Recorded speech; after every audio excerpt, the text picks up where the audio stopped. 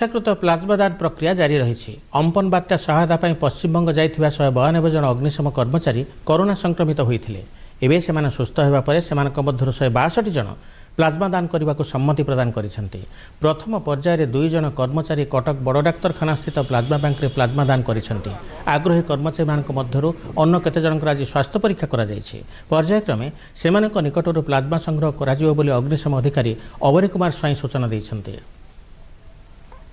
प्राय 372 आमर कर्मचारी fire service Odisha fire services जाइए पश्चिमबंग फेरला अनेक आक्रांत होते कोरोना एवं से सुस्थ होला कार्य जोगदे एवं माननीय मुख्यमंत्री जो आह्वान देते जो मैंने कोरोना सुस्थ लाभ कर प्लाज्मा दान करेंगे जहाँफल किसी क्रिटिकल पेसेंट मानकर जीवन रक्षा हो पार या प्रकार एक आह्वान को से सम्मान देते प्राय 50 पाखापाखि पिला प्रथम ना देते प्लाज्मा दवाई आम से 10 जनकर ना प्रथम पर्यायर देलु हेल्थ डिपार्टमेंट को एवं एससी मेडिकल कॉलेज को आज 2 जन से प्रथम प्लाज्मा देइछंती।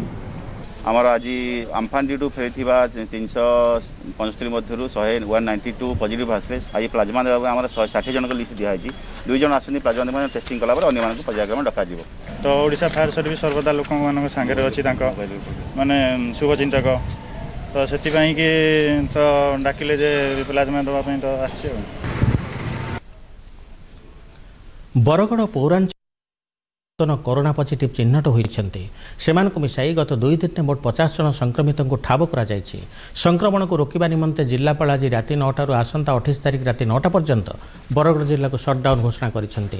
बरगड़ सबडिविजन में समस्त तहसिल अंचल पद्मपुर एनएसी सोहेला तहसिल और विजयपुर तहसिल अंचल को सटडाउन कटकणा सामिल कर समय मध्य अत्यावश्यक सामग्री दुकान औषध दुकान और केंद्र और राज्य सरकार प्रतिष्ठान खोला रहिबो। जिले में बैंक सेवा कार्य चालू रहिबो।